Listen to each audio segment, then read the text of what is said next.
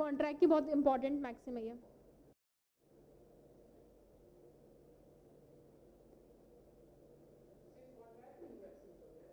Tort में भी तो है। कंसेंसस एड इडम,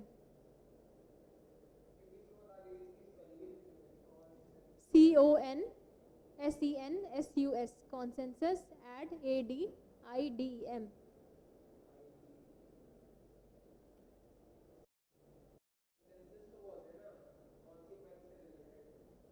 इसका मतलब है मीटिंग ऑफ माइंड्स।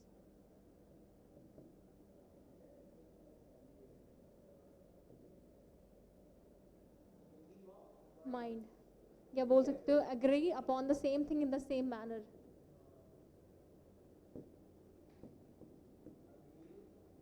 यानी अग्रीमेंट से रिलेटेड है, same thing in the same manner.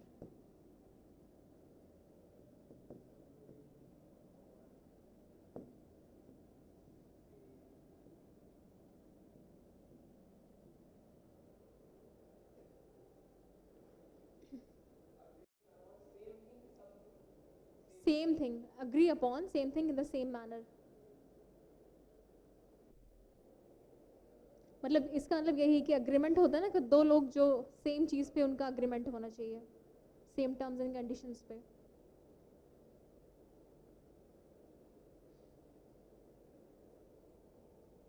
लिख लिया।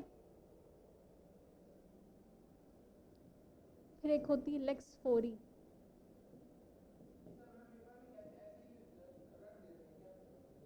Lakes loci. हाँ तो इसीलिए तो lex, LEX, lex LOCIE, lex loci, lex loci.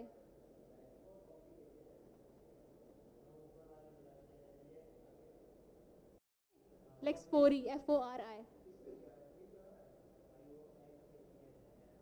फोरी, lex fori एक्स है। अच्छा ठीक है, कर रही हूँ।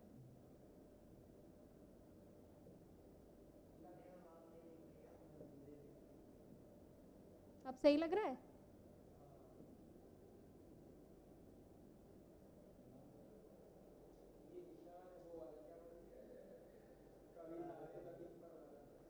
तो लेक्स फोरी का मतलब होता है लॉ ऑफ द फोरम या law of court. Court, court, COURT, court. Lex loci होता है लॉ ऑफ लैंड। एक minute. Law of forum, lex, देखो दो मैक्सिम होती है, ठीक है, लेक्स लोसाई और लेक्स फोरी, जिसे लेक्स ऑफ फोरम भी, लॉ ऑफ फोरम भी बोलते हैं, लॉ ऑफ कोर्ट एक ही है। इसमें बाकी डिटेल में नहीं जाना, बस मैक्सिम याद करो, उसका मतलब क्या है वो याद करो। मैक्सिम का मतलब ट्रांसलेशन क्या है, ठीक है। मैक्सिम्स तो बहुत सारे हैं। नहीं इतने भी नहीं है।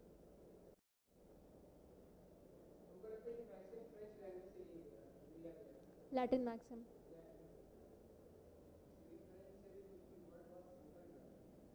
और क्या बताऊँ, एक ओबिजस से भी रेमेडियम बताया था।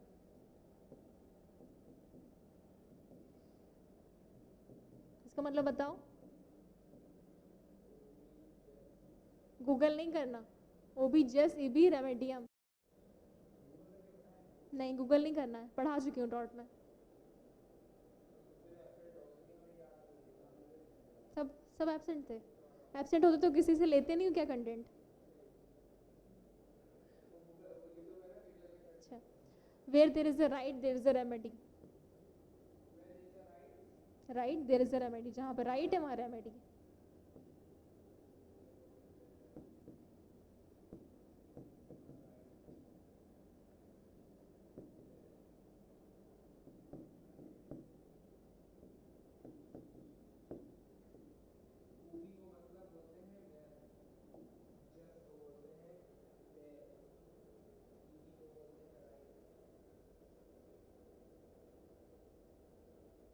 टॉर्ट जो है इसी मैक्सिम पे बेस्ड है के राइट्स होंगे आपके पास, तभी तो आप किसको लायबल ठहराओगे। रेमेडी की आपको रिलीफ, तो रिलीफ जो है कॉम्पनसेशन के फॉर्म में मिलती है।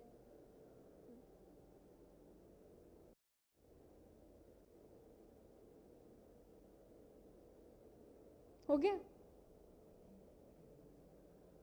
एक याली बताई थी डैमनम, साइन इंजूरिया, पता है दोनों, श्योर, ठीक है। और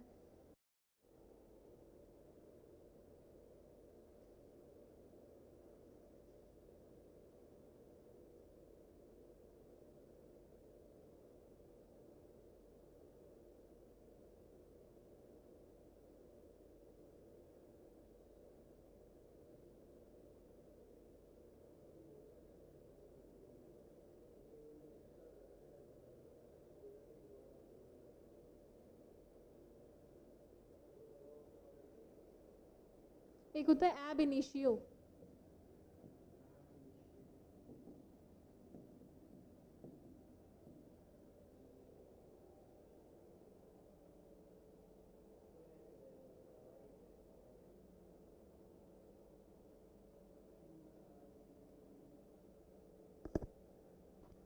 फ्रॉम द बिगिनिंग,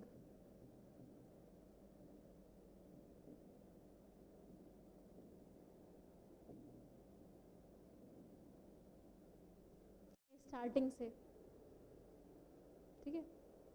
जैसे बोल दिया कि ये अग्रीमेंट वॉइड एब इनिशियो, यानी स्टार्टिंग से ये वॉइड था।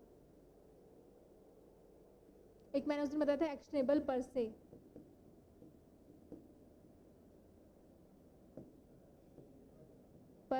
इसका मतलब ये होता है स्पेशल डैमेज की जरूरत नहीं होती इसे प्रूफ करने के लिए, ठीक है। पर से अलग अलग तो नहीं, मैंने जो है वो दिया है, पढ़ा है, मैंने जितनी जगह पढ़ा है, बट एक साथ ही पढ़ा है। इसका मतलब ये एक्शनेबल पर से कि ये जो जो उसके लिए आपको स्पेशल डैमेज की, स्पेशल प्रूफ की ज़रूरत नहीं है। जैसे मैंने लाइबल स्लैंडर बताया था, लिख रही हूँ।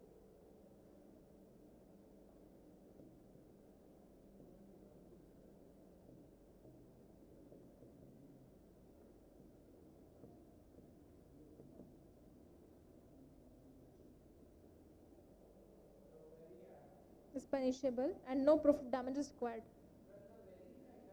हाँ, very.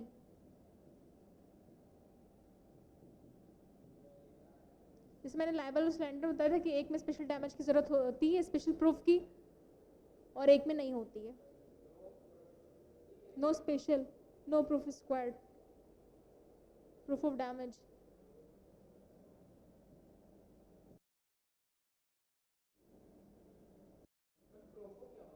Proof, PROOF।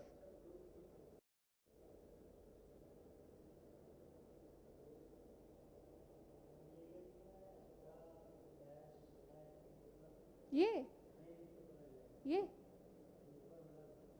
The very act is punishable and no proof of damage is required. कुछ ऐसे एक्ट होते हैं जिसमें स्पेशल डैमेज की जरूरत नहीं होती है।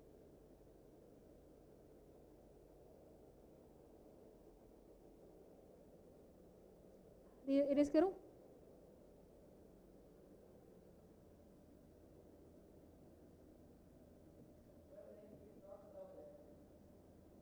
हाँ,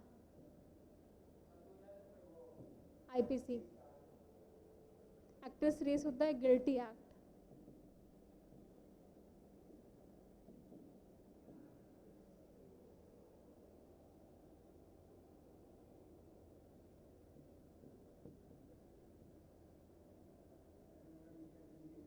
क्या हुआ? Guilty.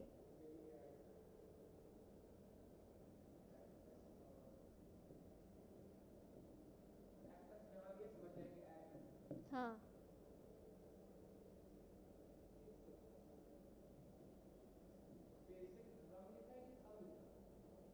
फेसिड रियम, REUM, रियम निसी mains Riya, mains सिट्रिया।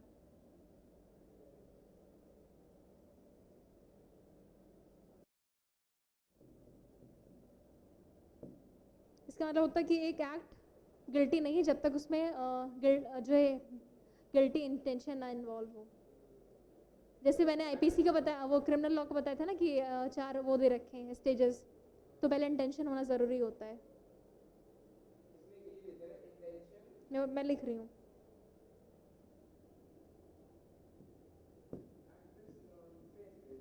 Acts non face it रियम निसी मैंसिट्रिया।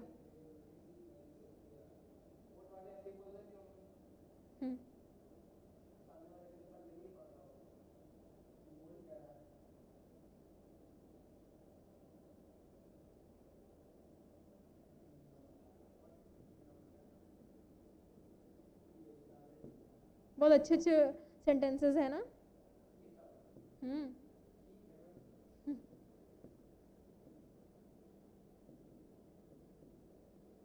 Guilty.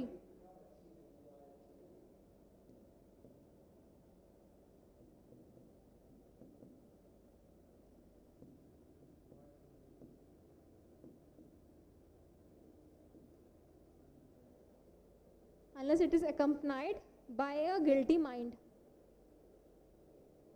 Actus non facit reum nisi mensitria, not make one guilty unless it is accompanied by a guilty mind.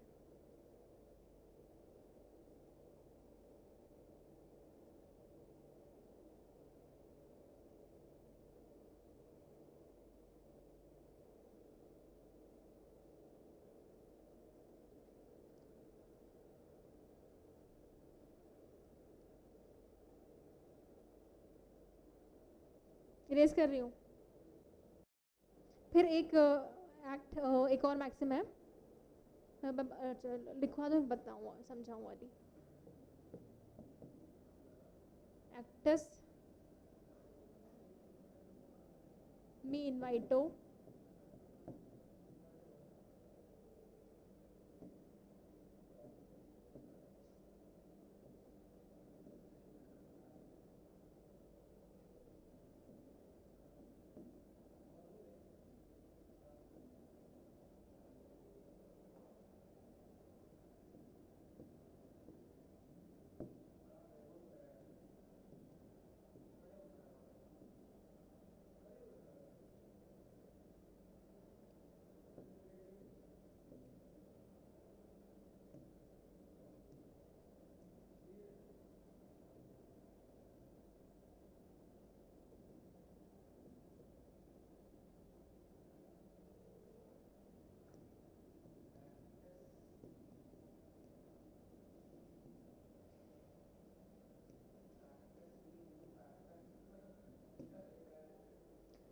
actus me invito factus non est mens actus। इसका मतलब ये है कि एक, ये ऐसी tough tough word होते हैं, याद करने मुश्किल होते हैं थोड़े। इसका मतलब होता है कि एक एक्ट जो मेरे विल के अगेंस्ट किया जा रहा है, ये मेरा एक्ट नहीं है। इसका जैसे सेक्शन 94 है आईपीसी का। हाँ, मी ME मी। हाँ, against my will is not my act.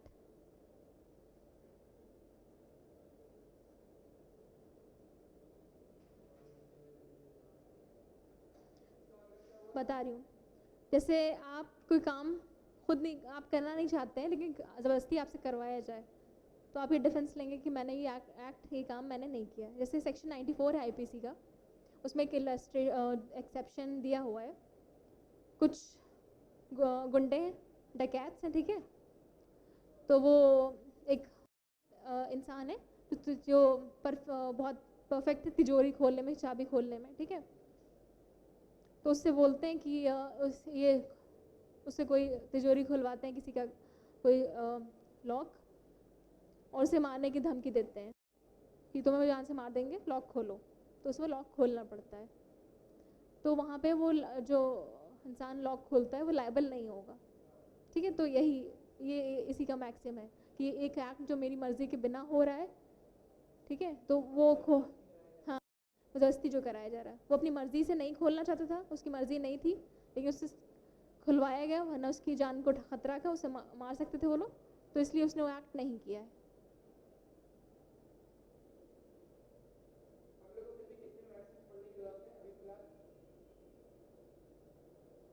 अभी मैंने देखा नहीं कि कितने पढ़ाने हैं। एक्चुअली सर ने बोला नहीं था मैक्सिमम पढ़ाने के, अभी बोला सर ने कि पढ़ा दीजिए।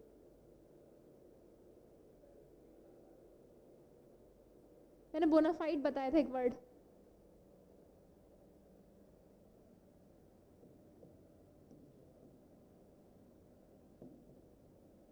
इन good faith, bona fide, good faith. इसका ऑपोजिट होता है मैलाफाइड।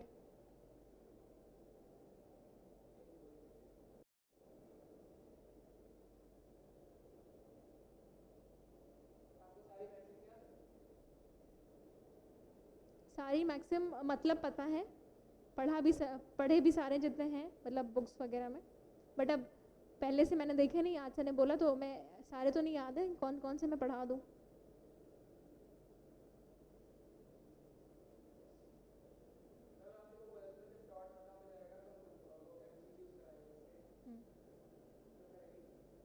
करा दूंगी, टॉर्ट की एक क्लास और लूँ कि फिर करा दूंगी।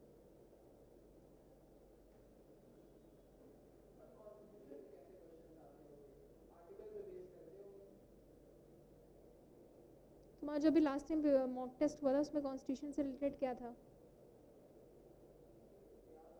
वो सब था ना, लीगल एड वगैरह, सब ह्यूमन डिग्निटी, ये सब आर्टिकल 21 से था, राइट टू लाइफ वाला।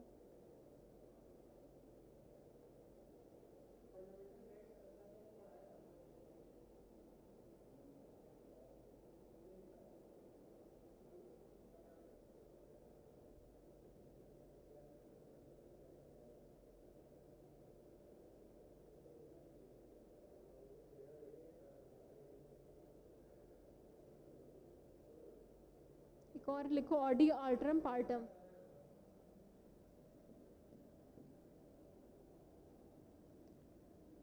Audi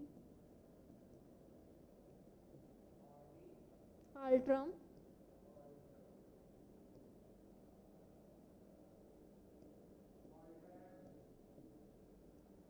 alteram partum.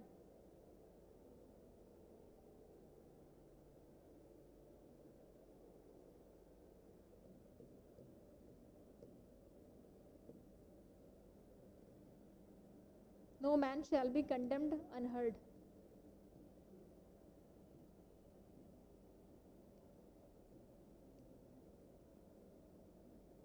इसका मतलब कुछ समझ आ रहा है ऑडी आल्ट्रम पार्टम का?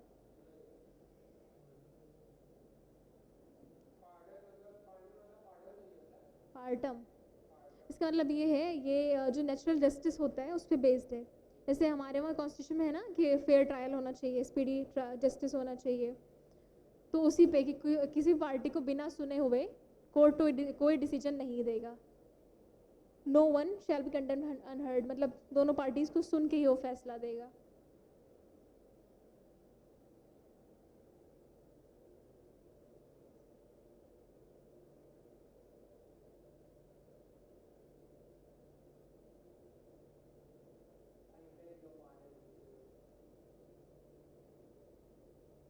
रिट्स पता है, जो 5 रिट्स है होती हैं। हाँ,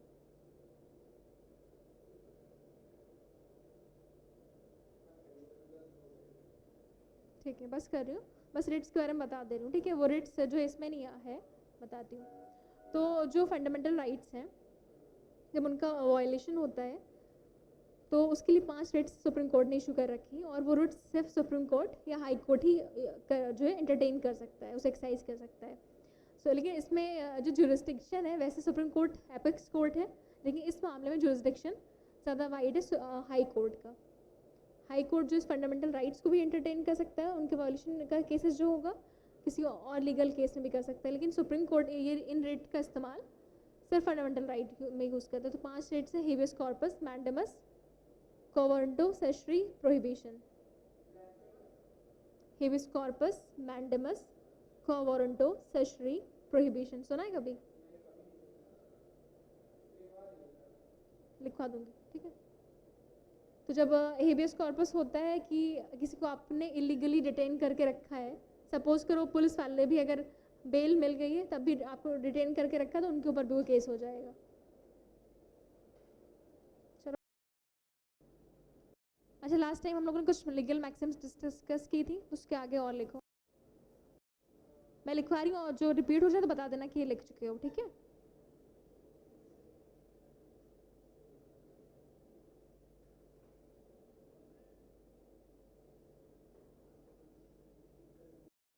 इसके बाद अगर टाइम बचेगा तो आईपीसी का थोड़ा सा बताऊंगी, ठीक है। पढ़ना टॉट किसी और दिन करेंगे क्लास में।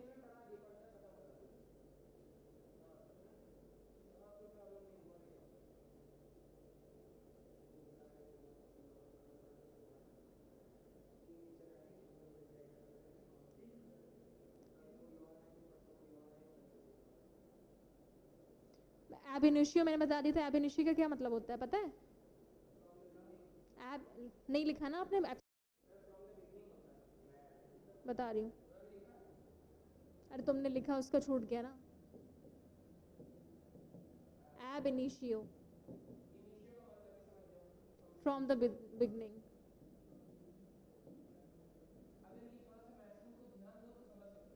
हम्म।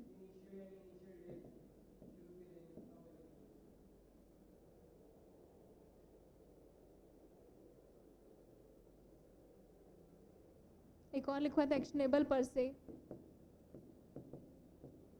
इस क्लास में सारी मैक्सिम्स इंपॉर्टेंट करा दूंगी।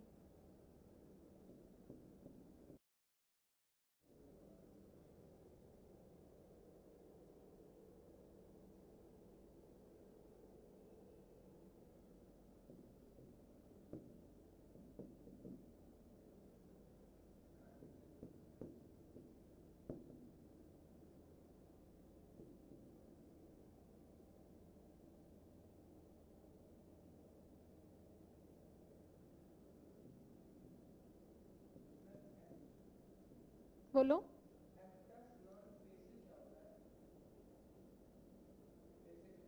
रिया मैंने लिखाया था ना वो, अभी लिखवा रही हूँ अभी।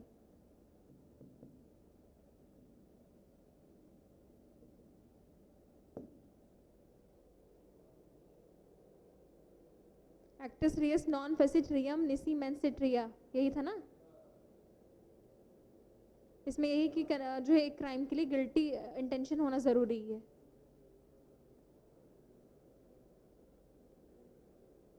लिख लिया। No proof special damage required, no proof of damage is required.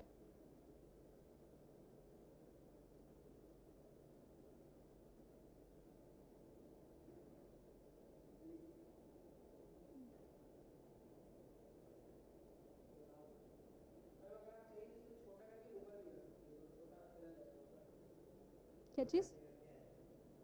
अच्छा। हम्म।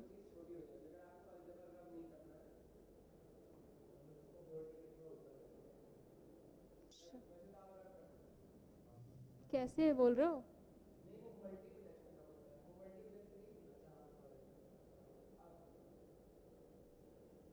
अच्छा इरेज ना, हाँ वो तो पता।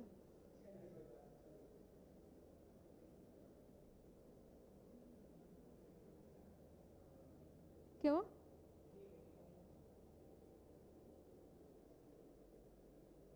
एक अलिबाय।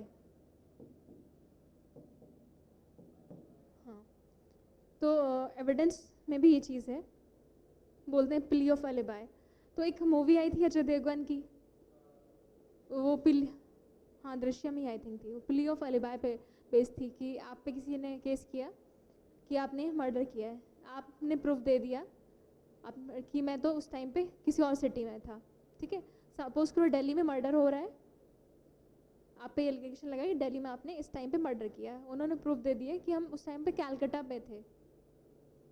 तो ये प्ली ऑफ अलिबाय कि जब एक्ट हो रहा है हम कहीं और ही थे और इतनी डिस्टेंस थी कि मेरा उस एक्ट जहाँ पे हो रहा है वहाँ पे मेरा प्रेजेंट होना इम्पॉसिबल है। अलिबाय का मतलब होता है somewhere else, at another place और एल्सवेयर।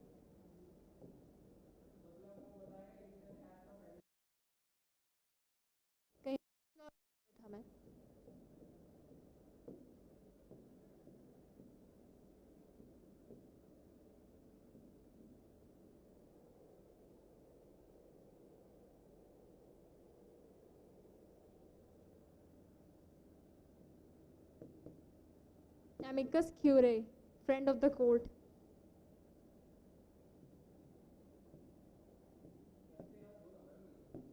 याद हो जाएगा.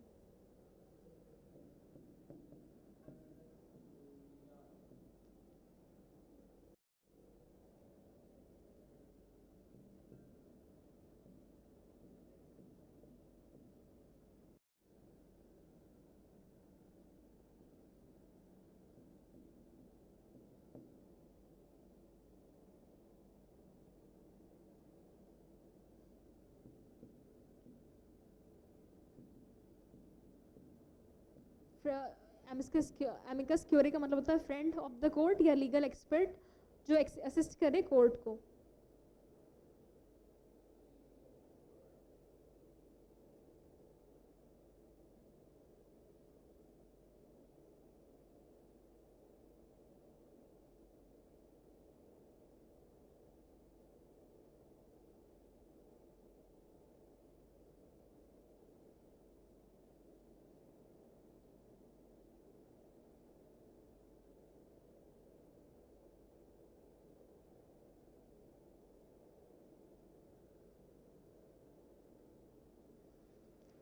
तुम लोग क्या बताते उस टाइम, आके बताओ यहाँ पे क्या बोल रहे थे उस टाइम. वही बोल रहे थे जो मैंने किया था, कुछ और बोल रहे थे.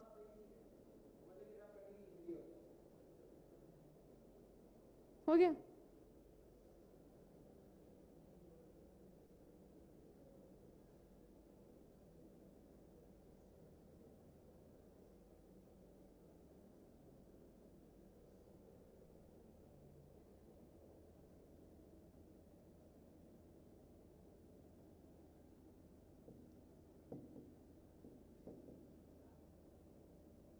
Actually, incumbent onus probandi.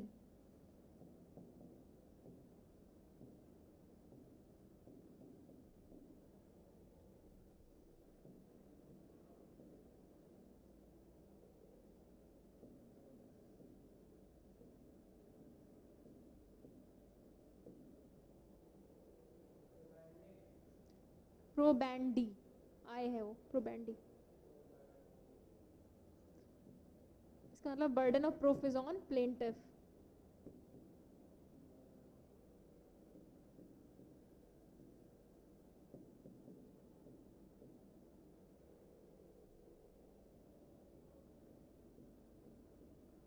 Plaintiff कौन होता है पता है ना? हाँ.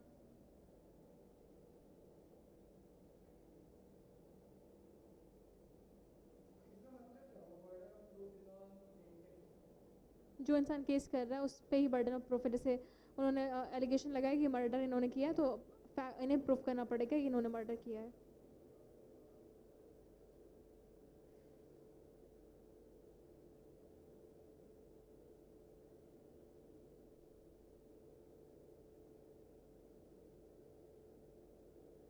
तुम लोगों के मॉक के रिजल्ट आ गए हैं, मॉक टेस्ट के.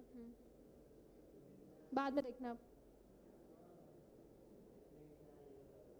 नहीं, मैंने खोल के नहीं देखा है. ये लिख लिया ना? देख लिया?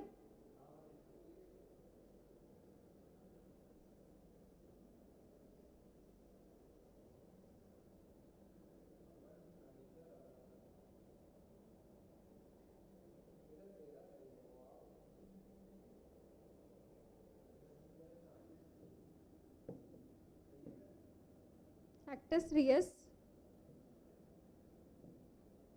non facit रियम नेसी मेंसिट रिया.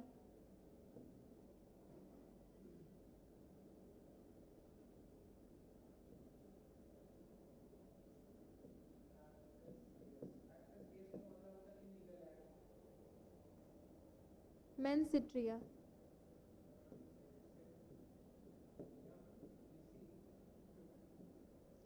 Acts Reis non face it रियम R E है यू एम रियम निसी मेंसिट्रिया. ये अपोस्ट्रॉफी ना समझ लेना, मेंसिट्रिया.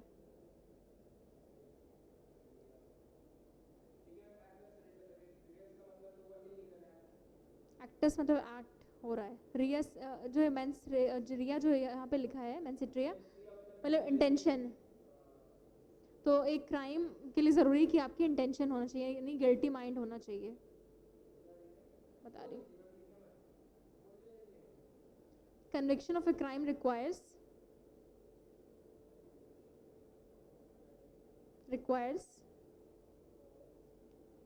Proof of criminal act and intent, मतलब इंटेंशन होना चाहिए।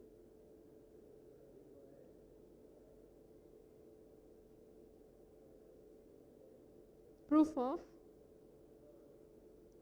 क्रिमिनल एक्ट एंड इंटेंट यानी इंटेंशन।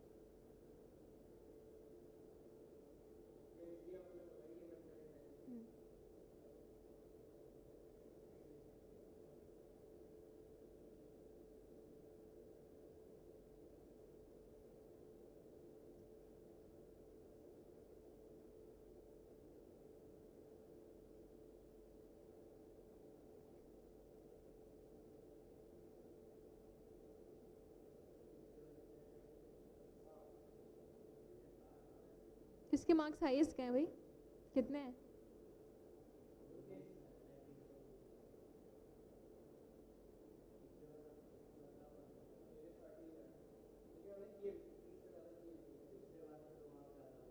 चलो पिछली बार से तो इम्प्रूवमेंट हुआ है ना, और इम्प्रूवमेंट करना। हाँ वो तो पता है इतने में नहीं होगा।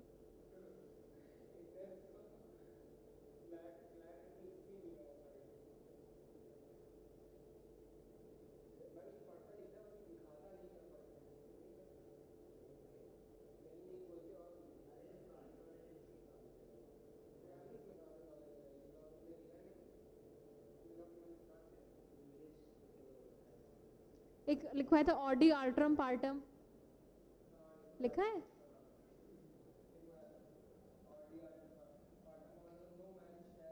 Condemned unheard.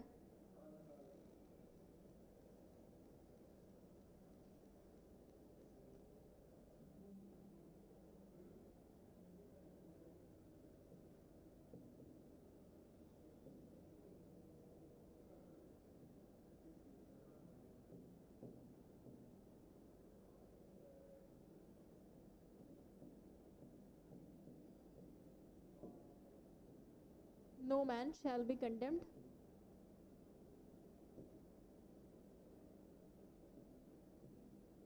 unheard।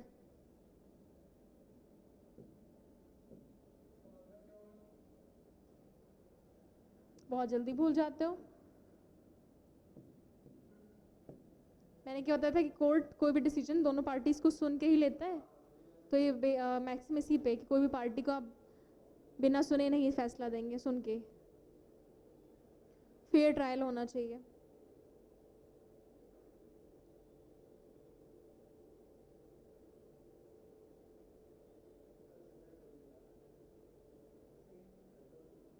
एक बोनाफाइड,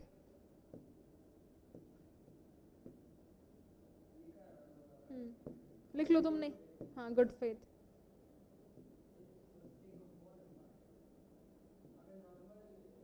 इसका ऑपोजिट क्या होता है गुड फेथ का? मैलाफाइड।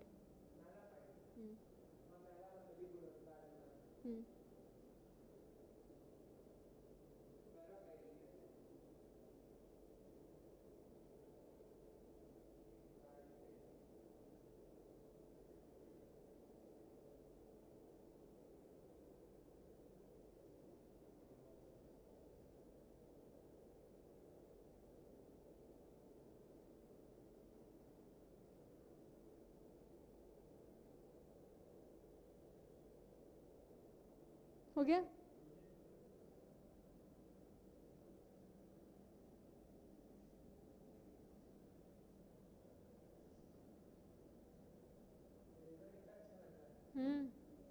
और इस इरेजर से मुझे एक चीज़ याद आ गई कि बचपन जब स्कूल टाइम था तो इरेज करने में कितना मज़ा आता था डस्टर से।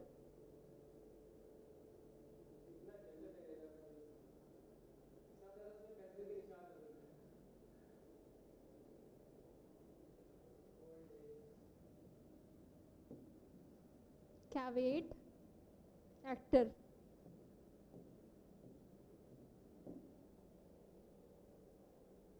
Let the seller be aware.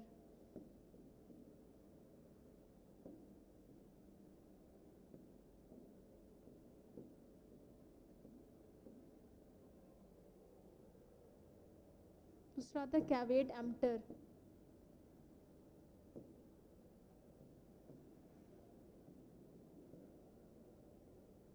ये होता है let the buyer be aware. वो नहीं होता है कंज्यूमर लॉ होता है ना,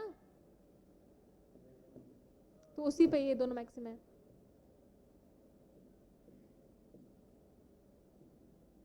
वो देखा था जो रेड बुल आती है एनर्जी ड्रिंक, वो उन्होंने ऊपर लिख रखा है ना wings, it gives you wings. हाँ, केस कर दिया एक इंसान ने कि मैंने ये पी ये ड्रिंक, लेकिन मुझसे मैं उड़ ही नहीं पाया, विंग्स आए नहीं मेरे, तो कॉम्पनसेशन देना पड़ता काफ़ी. फिर अब उन्होंने वो विंग्स वर्ड हटा दिया है. हाँ, एक तरह से देखो तो बहुत ही कम ऐसे एडवर्टीजमेंट है जो सही है, वरना सब पे हम लोग केस कर सकते हैं.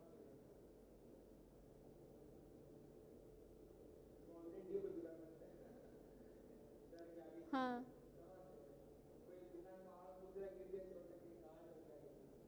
वही तो, अगर केस करने पे आए हम लोग तो बहुत ही कम एडवर्टीजमेंट बचेंगे जो बहुत प्रॉपर होंगे, वरना सब जो है इतना हाईलाइट करने के चक्कर में इतना फेक चीज़ें बोलते हैं.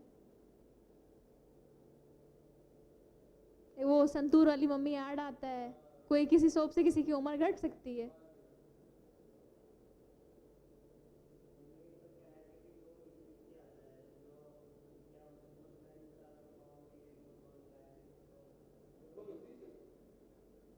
वो दूस क्या चीज़ बोलो.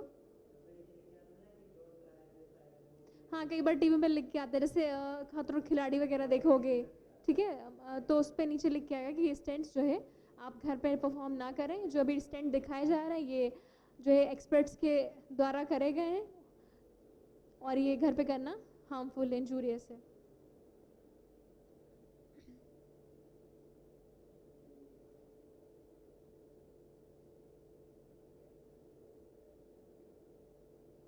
फिर एक वर्ड आता है कॉर्पस, उसका मतलब होता है बॉडी.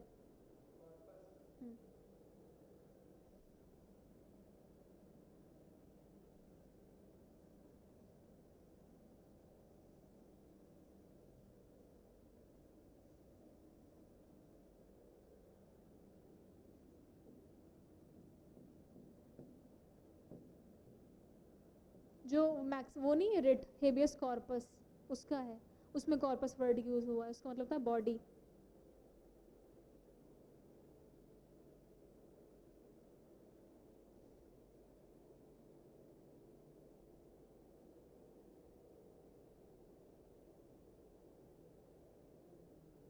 डी फैक्टो,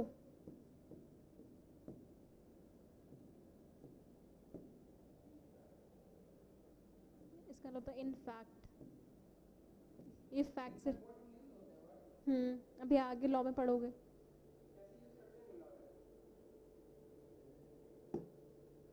जैसे लॉयर के कैसे यूज़ करते हैं, जैसे अभी हम लोगों ने टॉट पढ़ा था ना, उसमें डैमनम साइम इंजूरिया था, वो भी जैसे मेरा अभी रेमेडियम थे, वोल्टाई नॉन फिट इंजूरिया, यही सारे कैसे.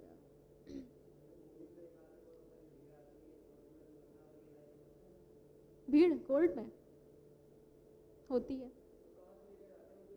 भीड़ कहाँ से लाते हैं, देखो भीड़ मैं बता रही हूँ, जितना मूवीज़ में दिखाते हैं कि दोनों पार्टीज़ के बहुत सारे लोग आते हैं, उतना कोई नहीं आता, ठीक है. जब कोई केस चल रहा होता है तो उसके घर से कोई एक या दो लोग आ जाते हैं, ठीक है, बाकी वकील होते हैं, बाकी यहाँ पे भीड़ होती है वकीलों की, बाकी उनके रिलेटिव्स की या घर वालों की भीड़ नहीं होती है. और तुम अगर हाई कोर्ट जाओगे तो वहाँ पे भीड़ नहीं देखने को मिलेगी तुम्हें, लेकिन जो डिस्ट्रिक्ट कोर्ट है वहाँ पे बहुत भीड़ रहती है, इतनी भीड़ रहती है कि आपस से टकरा टकरा के लोग निकलते हैं.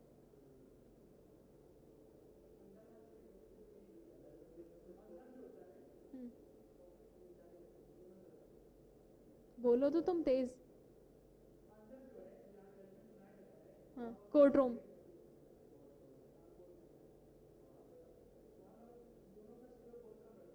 हाँ, दोनों साइड के लोग बहुत कम रहते हैं. ऐसा नहीं होता जैसे मूवीज में तो सब जितने पड़ोसी रिलेटिव सब उठ के चल जाते हैं, वैसा नहीं होता है. तुम्हें भीड़ देखने के लिए को मिलेगी वकीलों की, जो लोग वहाँ पे इंटर्नशिप कर रहे हैं वो.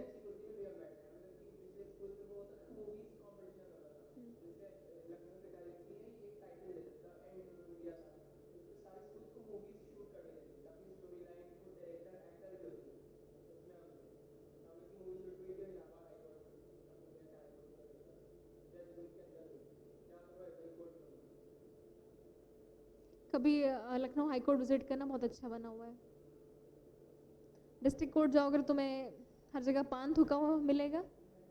या हाँ, यहाँ जाओगे तो लगेगा हाँ बहुत बड़ी। हाँ,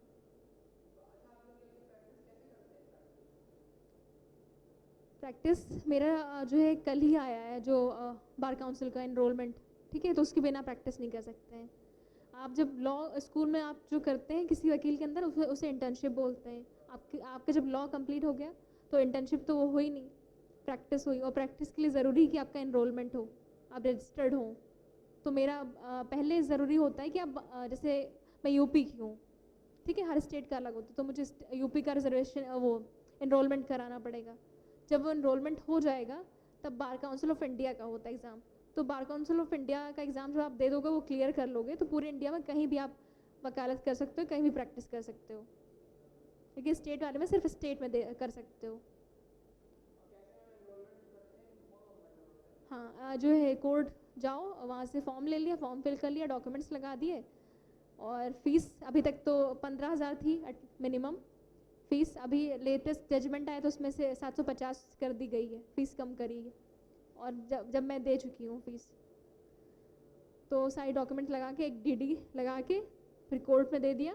वहाँ से चला जाता है इलाहाबाद हाई कोर्ट, वहाँ पे है ना बार काउंसिल, तो वहाँ से रजिस्ट्रेशन होके फिर बाय पोस्ट आपके घर के एड्रेस पे आ जाता है। हाँ, कल ही आया अभी।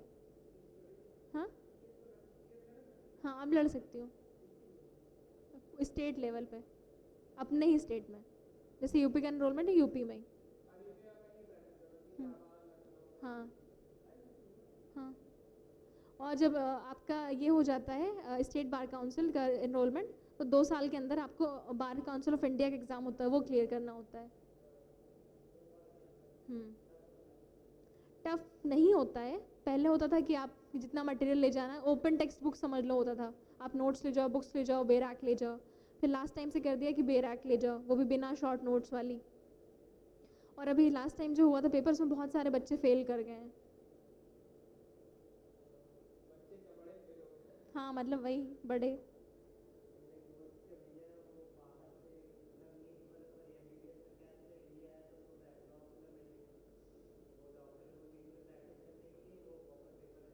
हाँ, जो बाहर से मेडिकल करके आते हैं वो ने फिर यहाँ पे अपना प्रैक्टिस करने के लिए पेपर देना होता है। जैसे मैंने लॉ यहाँ का पढ़ा, अगर मैं किसी और कंट्री में जाऊँ, लॉ की फील्ड में ही काम करूँ, प्रैक्टिस करूँ, तो मुझे वहाँ का पेपर देना पड़ेगा।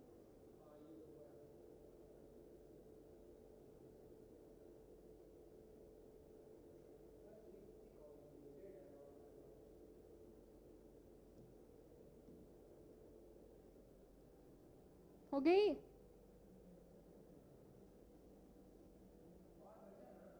हाँ हाँ।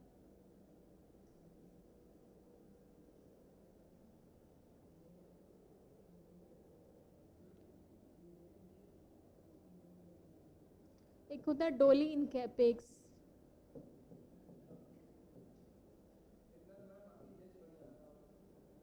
क्या चीज़? हाँ, सही बोल रहे हो। तुम्हें क्या लगता है? देखो, हम लोग इंसान हैं, कोई भी जज ही हो क्यों ना, सबकी एक लेवल तक कैपेसिटी है। दिमाग बहुत छोटा सा है, सब याद नहीं रख सकते हो। अगर सब याद रखोगे फट जाएगा दिमाग। तो जो जजेस होते हैं वो भी जब अगर विजिट करोगे आने वाले टाइम में, वो भी अपने पास बेयर एक्ट रखते हैं। उन्हें भी बेयर एक्ट खोल के देखनी पड़ती जब कोई केस सामने चल रहा होता है तो। जबकि जज के लिए इतना पढ़ते हैं वो लोग, बेयर एक्ट पे बहुत फोकस करते हैं, बट फिर भी याद नहीं रह सकता है कुछ भी, बार बार पढ़ना पड़ेगा। वो लोग भी बेयर एक्ट लेके बैठते हैं।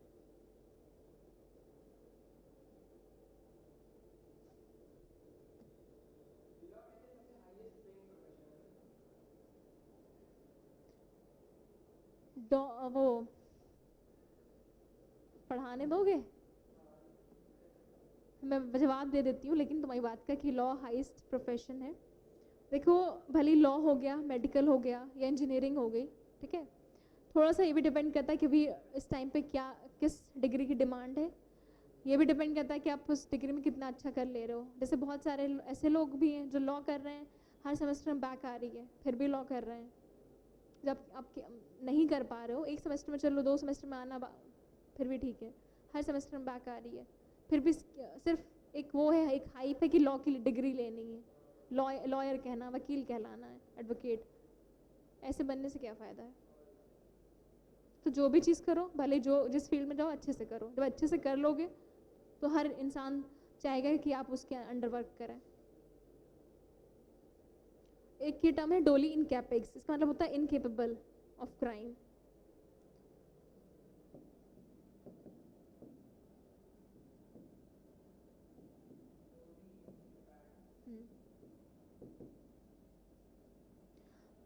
जो आईपीसी में एक जो जनरल एक्सेप्शंस जो दे रखे हैं उसमें दे रखा है कि 7 साल तक का जो बच्चा होता है वो डोली इनकैपेक्स होता है, यानी वो कोई क्राइम नहीं कर सकता। मतलब अगर वो किसी का मर्डर भी कर दे रहा है तो भी वो बिल्कुल इम्यून है, उसे कोई सज़ा नहीं होगी, कुछ नहीं होगा, ठीक है।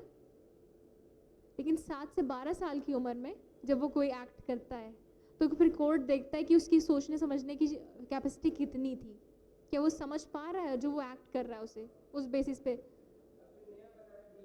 हम्म।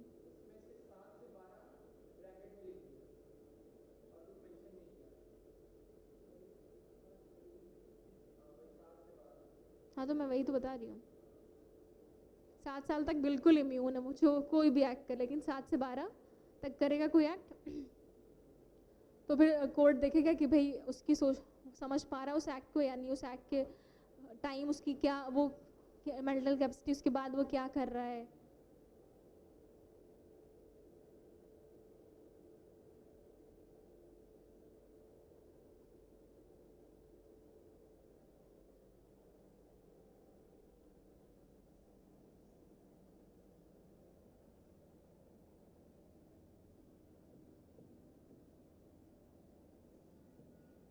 डी मिनिमस मिनिमस है, sorry, de minimis non curat lex. हाँ, मिनिमस का मतलब मिनिमम ही है।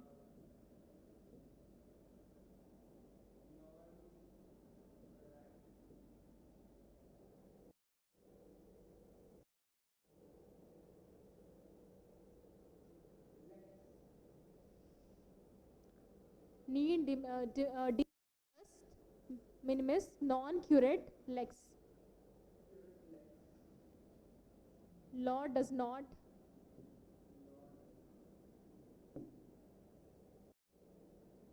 take govern trifling matters.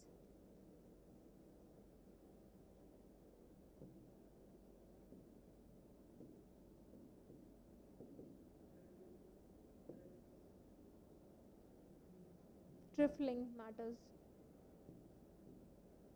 मतलब जो इनसफिशिएंट मैटर्स होते हैं या बहुत माइनर से जो चीज़ें होती हैं, लॉ ने गवर्न नहीं करता या लॉ ने इग्नोर कर देता है।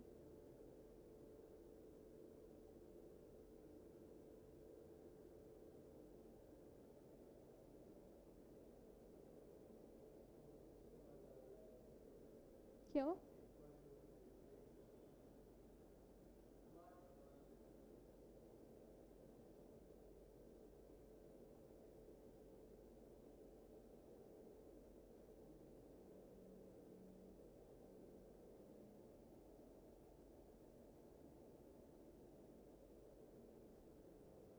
रेज करूं?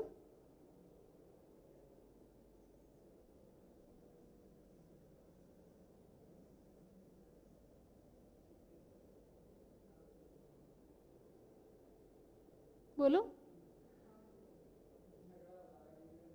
स्टॉपल, स्टॉपल का मतलब बताया था, क्या होता बताओ। नहीं, सिर्फ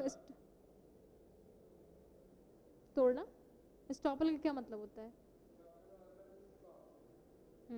आपने जो एक स्टेटमेंट दिया, जो प्रॉमिस दिया है, आप उसे डिनाई नहीं कर सकते हो। Prevented from denying.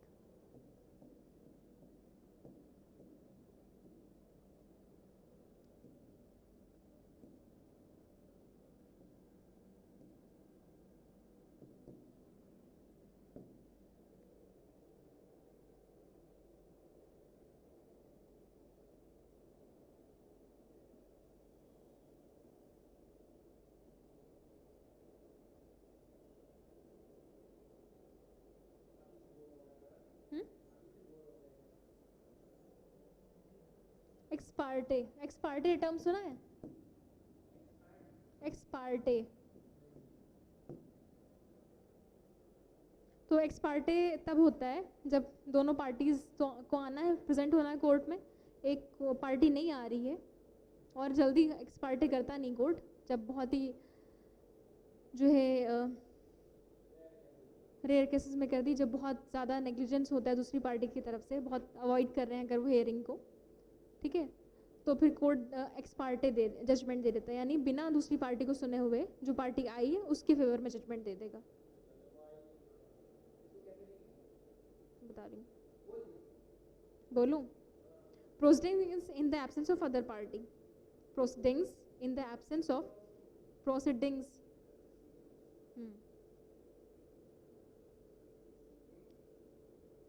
in the absence of other party.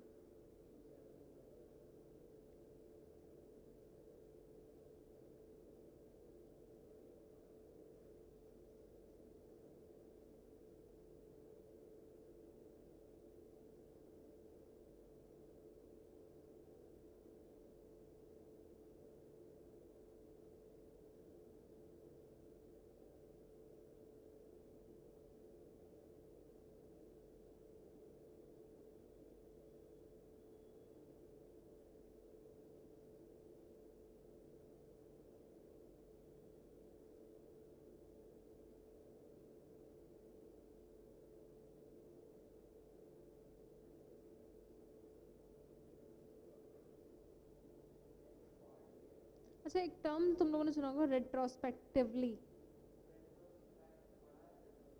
हाँ, रेट्रोस्पेक्टिवली होता है, क्या होता है बताओ?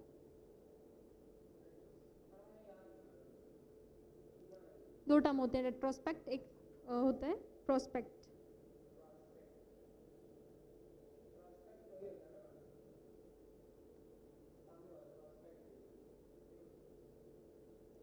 जब भी कोई लॉ बनता है तो रेट्रोस्पेक्टली बनाया जाता है मोस्टली। जैसे कोई भी अमेंडमेंट आएगा तो वो अभी की चीज़ों पे अप्लाई होगा, जो लास्ट में चीज़ें हो चुकी हैं उन पे अप्लाई नहीं होगा।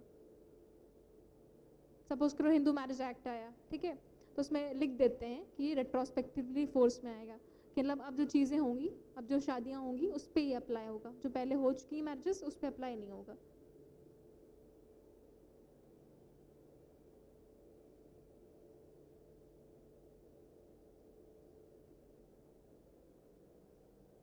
ये एक्सपार्टे का लिख लिया ना?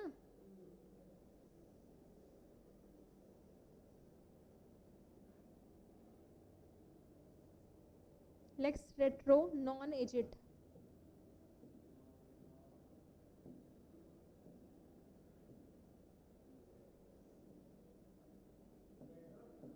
हाँ retro, law does not act retrospectively.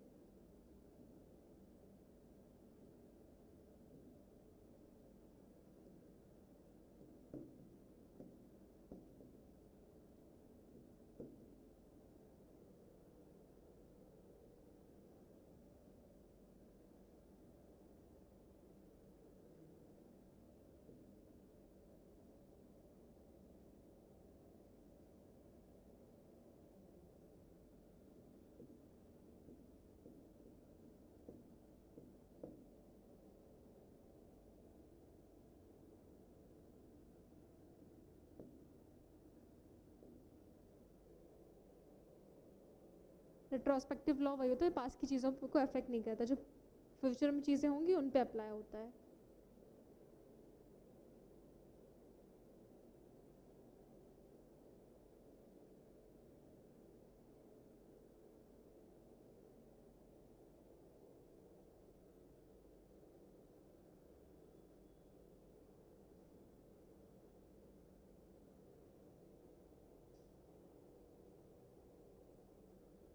लिख लिया ये?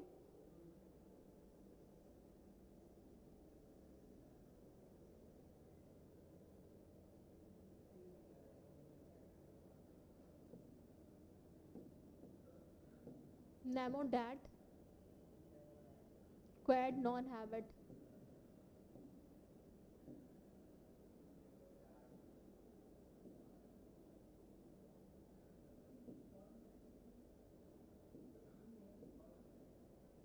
No one can give what they do not have.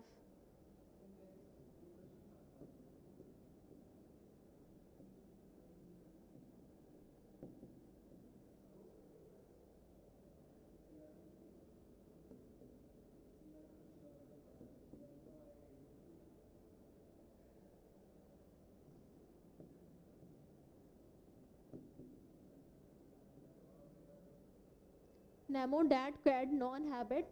No one can give what they do not have. जो इंसान इंसान के पास जो चीज़ है ही नहीं वो दे नहीं सकता है.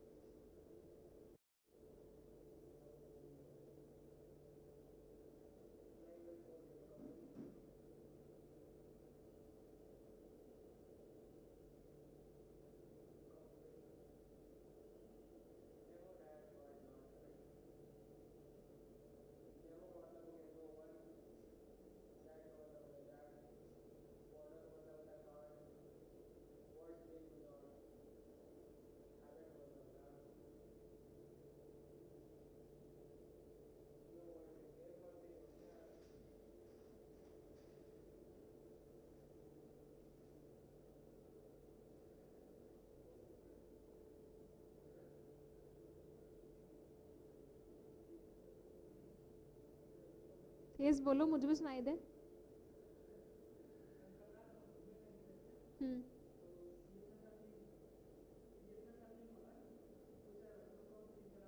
हम्म.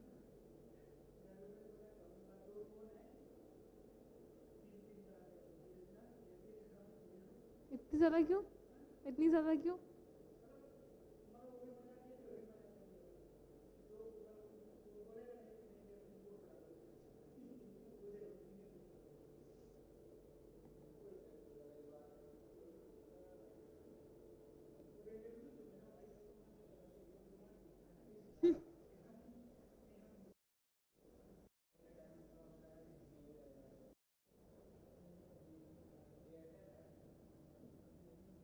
res ipsa loquitur.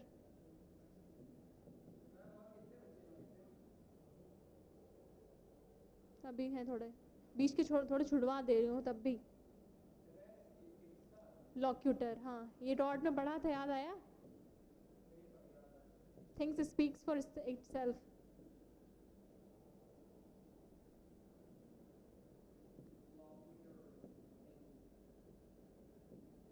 नेग्लिजेंस से रिलेटेड है ये मैक्सिम.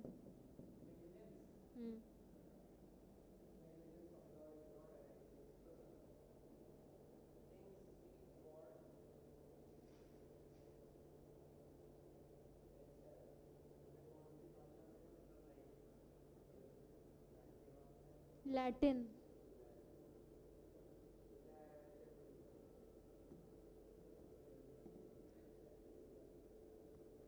res ipsa loquitur जो नेग्लिजेंस ये डील करती है. जैसे इसका मतलब ये है कि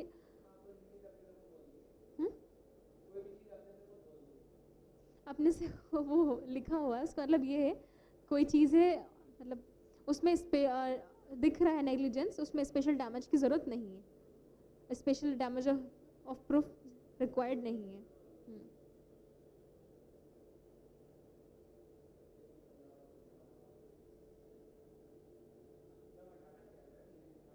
क्या चीज़?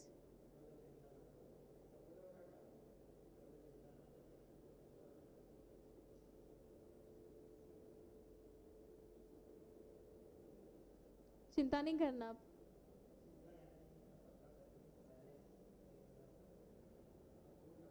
हकूना टटा मटाटा.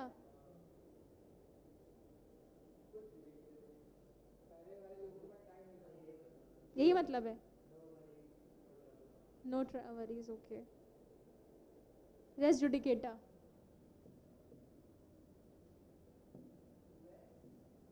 जुडिकेटा ये सीपीसी में पढ़ोगे सिविल प्रोसीजर कोड में. A matter already decided. Already decided या जज्ड. नहीं मतलब एक केस जो ऑलरेडी डिसाइड हो गया है, मतलब कि एक केस जो दोनों पार्टीज के बीच पे सेम फैक्ट्स पे डिसाइड हो चुका है, तो दूसरे कोर्ट में नहीं, फिर बाद में एंटरटेन नहीं होगा, उस पर रेस्ट जुडिकेटा लग जाएगा। लेकिन रिट्स जो होती हैं 5 रिट्स, उन पर नहीं अप्लाई होता है।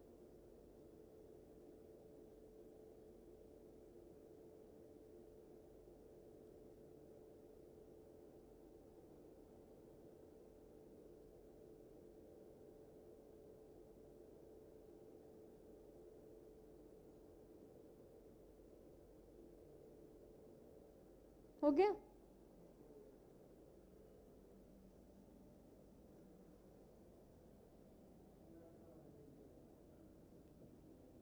नेमो डेबिट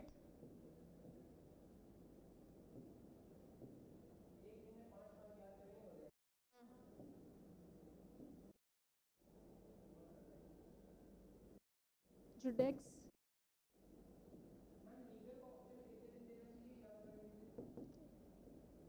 देखो हफ्ते में कितने दिन मत डिसाइड करो, आज खुद कैटेगराइज कर लो। आगे इतना टाइम मैं जो है, इतने आवर एक दिन में मैथ को दूंगा, इतने क्रिटिकल रीजनिंग, इतना लॉ।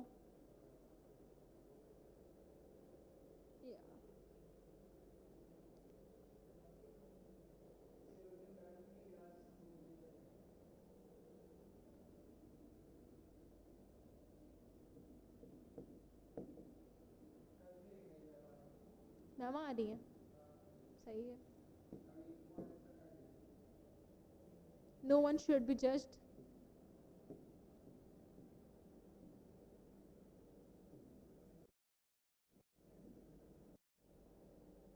बी ए जज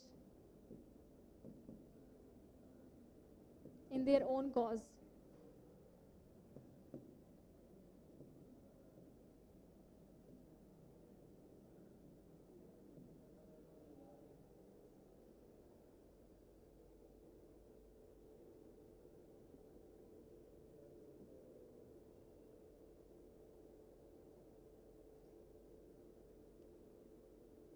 तो इसका मतलब ये है कि कोई भी इंसान अपने ही केस में जज नहीं हो सकता है। तो जैसे सपोज करो मैं जज हूँ, ठीक है, मेरे पास कोई केस आया मेरे कोर्ट रूम में, जिस कोर्ट रूम की मैं जज हूँ, और उस इंसान को मैं जानती हूँ, मेरा दोस्त है, रिलेटिव है, पड़ोसी है, या जान पहचान है। तो अगर उन्हें पता चल गया, मेरे जो हेड होंगे, कि भाई मेरे रिलेटिव, तो वो मुझे हटा देंगे, वरना मेरी ड्यूटी बनती है कि मैं खुद हट जाऊँ, मना कर दूँ केस सुनने से, किसी और को हैंड ओवर कर दिया जाए। क्योंकि आप दोनों फ्रेंड हो, आपके पास कोई केस, आप कल को जज बनते हैं, ठीक है, आपके पास कोई केस है इनका, आपका फेवर किस मिलेगा ही नहीं कि नहीं मिलेगा। चाहे आप जितना भी बोले कि मैं बहुत जो है मैं डिस्क्रिमिनेटरी नहीं हूँ, मैं डिस्क्रिमिनेशन नहीं करता हूँ, मैं अनबायस्ड हूँ, अनबायस्ड हूँ, चाहे जितना बोलें, कहीं ना कहीं वो चीज़ अफेक्ट होती है। आप एक इंसान को जान रहे हो, रिलेटिव हो, फ्रेंड हो, पड़ोसी हो, तो आपका कहीं ना कहीं फेवर उस इंसान की तरफ रहेगा। आपकी एक अजम्पशन बन जाएगा कि हाँ दूसरी पार्टी गलत है, ये सही है। आप बिना क्या जो है फैक्ट्स को सुने हुए, एनालाइज करे, पहले ही दिमाग में फैसला लेके बैठ जाओगे। तो इसलिए ये लॉ बनाया गया है, ये मैक्सिम यही है।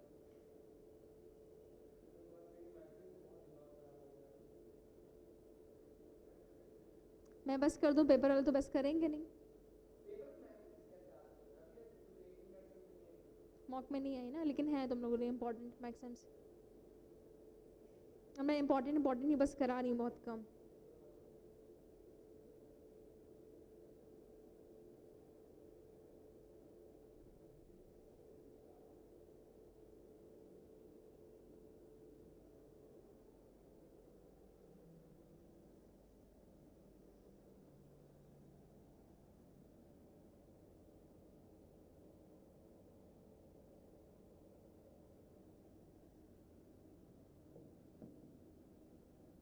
इग्नोरेंशिया, नहीं दूसरा ये, फेस इट, एफ ए है ये, एक्सक्यूज,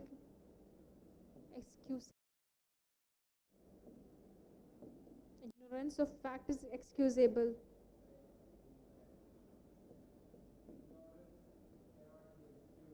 नहीं, इग्नोरेंस ऑफ फैक्ट।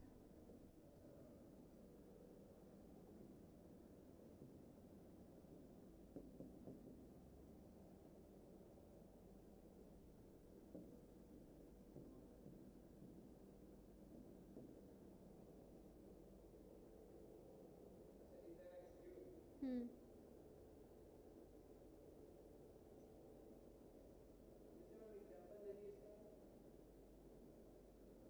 मैंने बोला ना कि जो आप किसी भी फैक्ट का जो है इग्नोरेंस, कोई फैक्ट आपको नहीं पता है तो ठीक है, लेकिन आप जैसे क्राइम कमिट कर रहे हो फिर बोल रहे हो कि मुझे पता नहीं था कि ये लॉ है, ये एक ऑफेंस है, तो वो एक्सक्यूजेबल नहीं है। आपको तभी सज़ा होगी, आपको पता हो या ना पता हो। फैक्ट का जैसे मैंने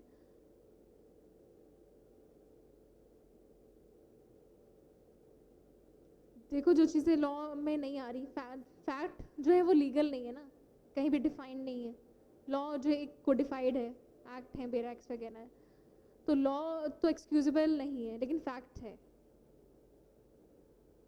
कोई चीज़, किसी चीज़ के बारे में आपको नहीं पता हो तो वो एक्सक्यूजेबल है, आप बोल सकते हो कि मुझे ये चीज़ मुझे नहीं पता थी। लेकिन जो भी लॉज है, आपको पता हो ना हो, पनिशेबल है, आप उसके लिए लायबल रहोगे, आपको सज़ा होगी।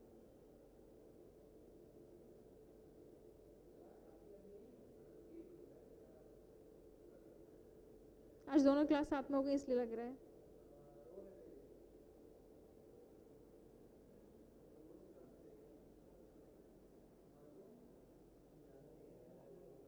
क्या बोल रहे हो?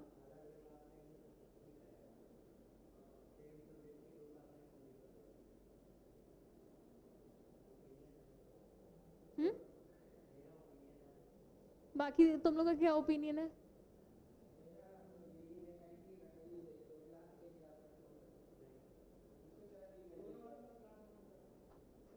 आप लोग चाह रहे हो कि अलग अलग दिन हो, आपका भी ये।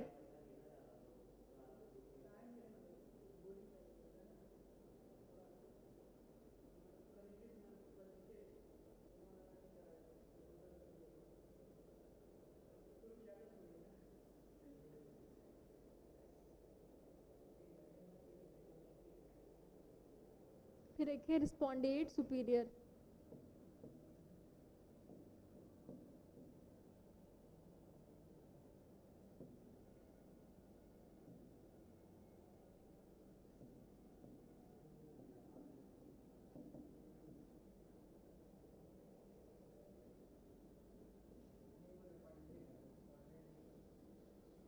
रिस्पोंडिएट है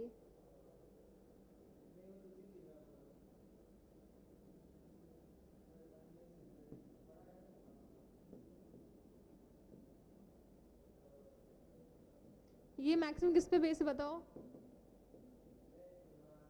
रिस्पोंडिएट superior, let the principal, let the master be responsible. हाँ, वाई के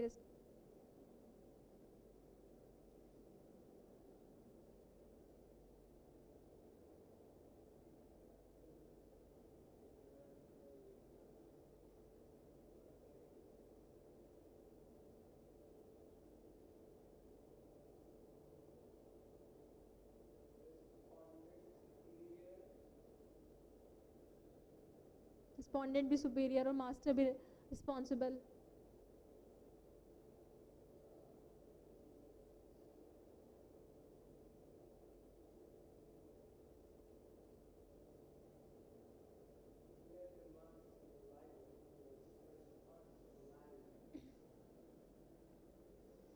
हो गया।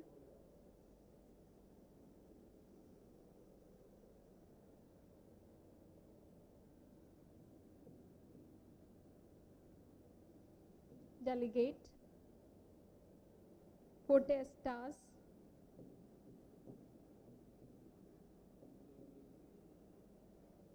Non potest delegari. नहीं, पोटेस्ट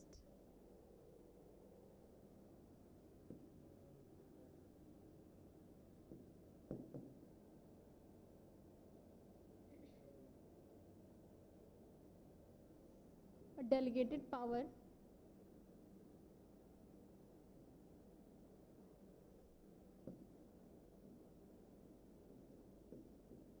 further cannot be delegated.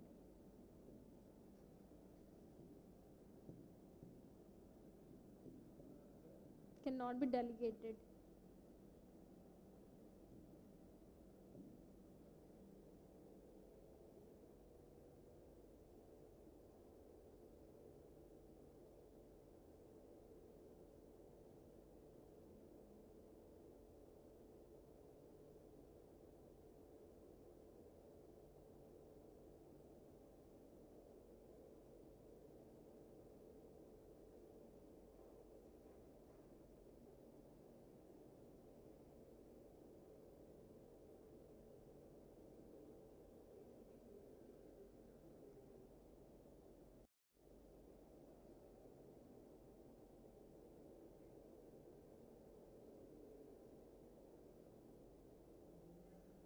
हो गया?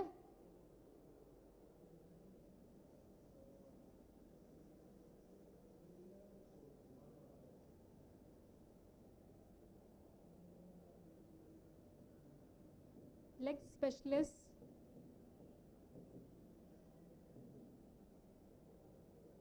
derogate,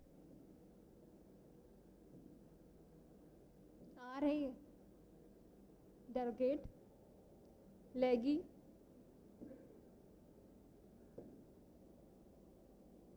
generally,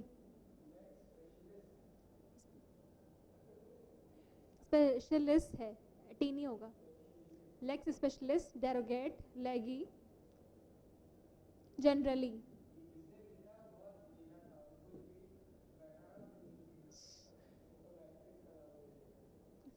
इसका मतलब special law prevails over general law.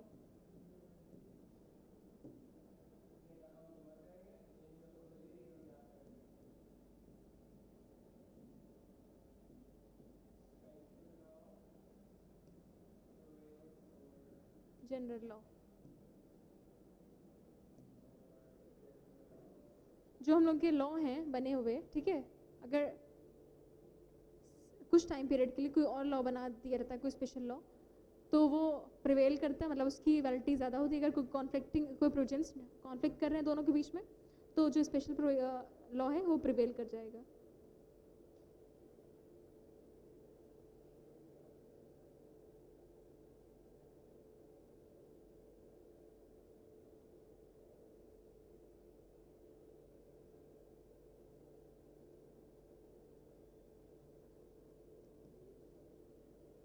दो चार अब और बची हैं, बस 2-3.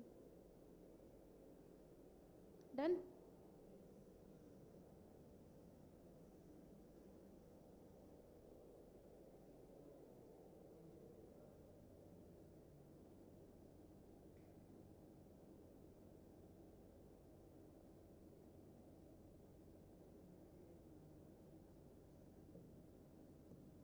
नलम, NULLUM, नलम.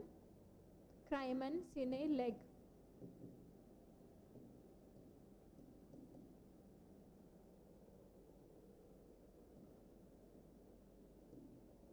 No crime without law.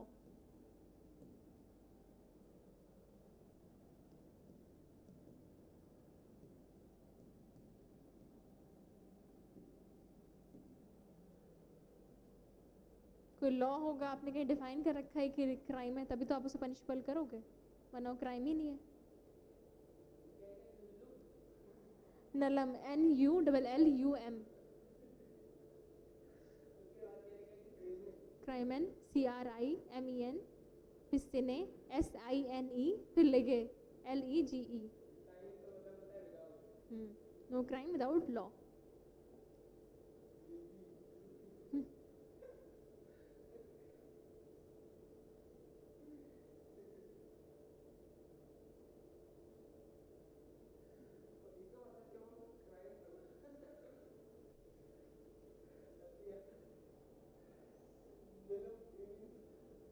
ऐसी सारे सेंटेंसेस हैं.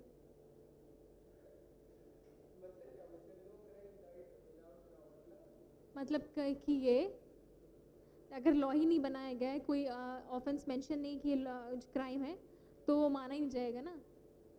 कोई एक्ट हो रहा है तो वो उस कैटेगरी में आना चाहिए ना.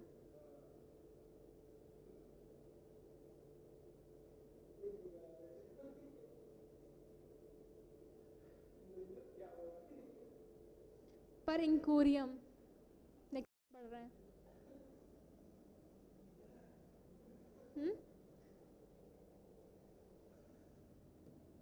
पर कोरियम पर कोरियम। हाँ वो ट्रेंड भी चल रहा है, पता चले वही चलने लगे। पर कोरियम इसका मतलब होता है by the court.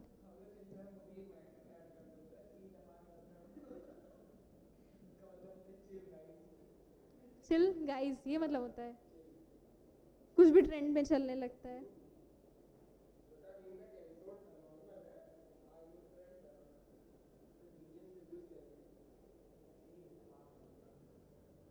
Prima facie.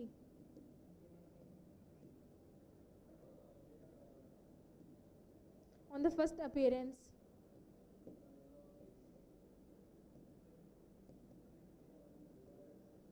Appearance.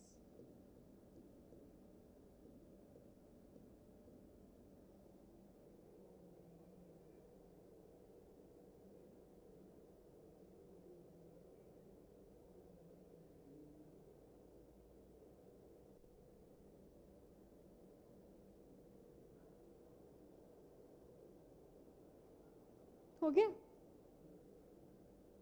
हुआ निखिल?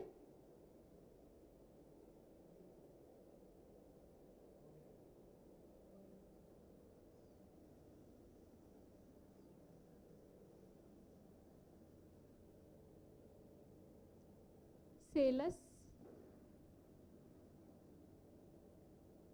पॉपुली। पॉपुली का मतलब है पॉपुलेशन। सुप्रीमा मतलब supreme.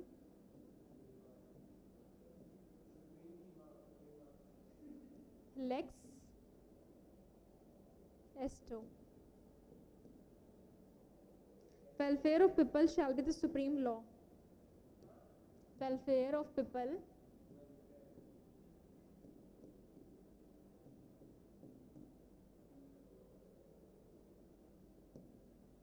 shall be the supreme law।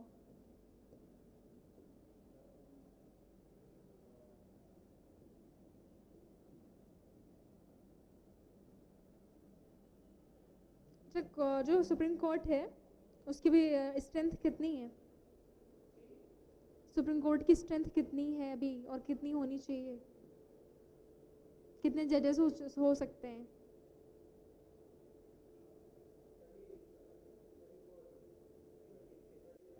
हम्म?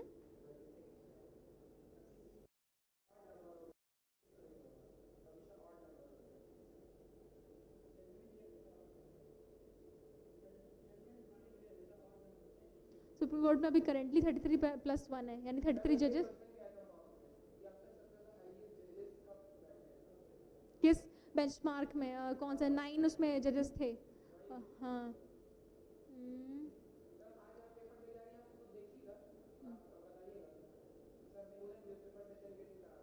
ठीक है करा दूंगी।